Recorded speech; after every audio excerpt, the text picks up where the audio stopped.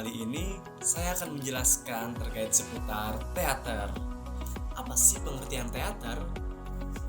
Teater adalah salah satu cabang seni pertunjukan yang menampilkan kisah, peristiwa, atau gagasan melalui akting, dialog, gerak, ekspresi, musik, dan berbagai unsur pendukung lainnya di hadapan penonton. Teater tidak hanya berfungsi sebagai hiburan aja gini guys, tetapi juga sebagai media pendidikan, komunikasi, dan penyampaian pesan sosial.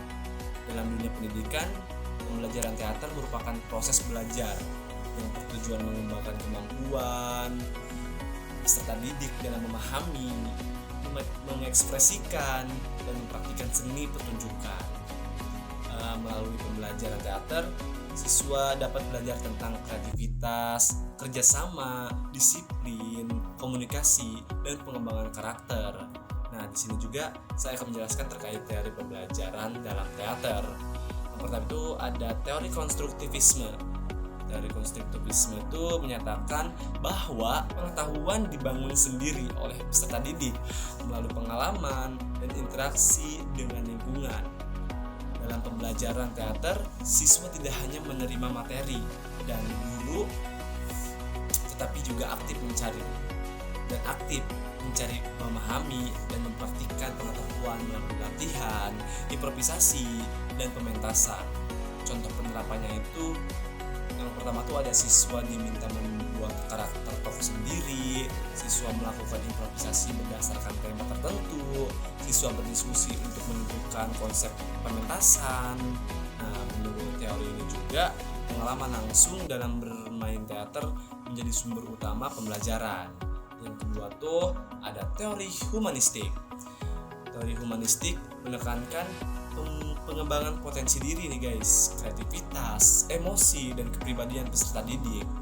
Pembelajaran teater sangat sesuai dengan teori humanistik ini karena memberikan kesempatan kepada siswa untuk mengekspresikan perasaan, ide, dan pengalaman hidup mereka.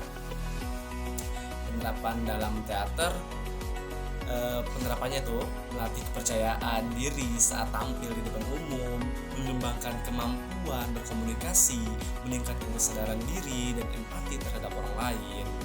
Nah, tokoh dari humanistik ini juga seperti Abraham Maslow dan Carl Rogers berpendapat bahwa pendidikan harus membantu individu mencapai aktualisasi diri, dan teater menjadi salah satu sarana untuk mencapai tujuan tersebut gitu. Terus selanjutnya yang ketiga tuh ada teori belajar sosial. Teori belajar sosial yang dikemukakan oleh Albert Bandura menjelaskan bahwa seseorang belajar melalui pengamatan dan peniruan terhadap perilaku orang lain. Nah, dalam teater siswa belajar dengan kayak mengamati cara bermain aktor profesional, terus mencontohkan teknik vokal, ekspresinya, terus ada belajar dari arahan sutradara dan teman kelompok. Terus melalui proses tersebut, siswa memperoleh keterampilan baru dan memperbaiki kemampuan akting mereka. Next, yang keempat itu ada teori eksperiental. Teori experiential learning. Nah, teori ini juga pelajari berbasis pengalaman dikembangkan oleh David Kolb. Teori ini menjelaskan bahwa belajar akan lebih efektif jika peserta didik mengalami langsung apa yang dipelajari. Dalam teater, siswa mengalami langsung proses latihan, merefleksikan pengalaman tersebut, memahami konsep yang dipelajari, terus menerapkannya dalam pementasan berikutnya gitu ya guys. Karena itu teater merupakan bentuk pembelajaran yang sangat kaya akan pengalaman nyata komponennya seperti itu guys. Nah, di sini saya akan menjelaskan terkait komponen pembelajaran teater.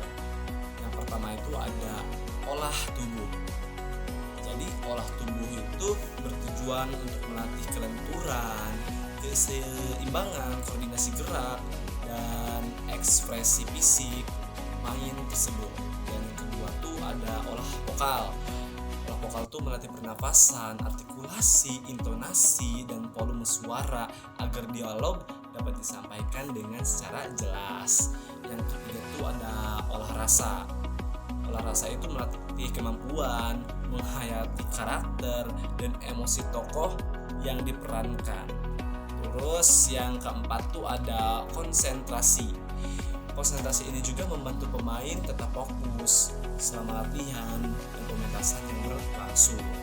Terus yang kelima tuh ada improvisasi, melatih kreativitas. Melatih kreativitas itu harus mempunyai kemampuan berpikir secara cepat dalam menghadapi situasi yang tidak terduga di atas panggung. Tujuan pembelajaran teater ini juga nih guys, bertujuan untuk mengembangkan kreativitas, imajinasi, melatih kemampuan komunikasi, meningkatkan rasa percaya diri.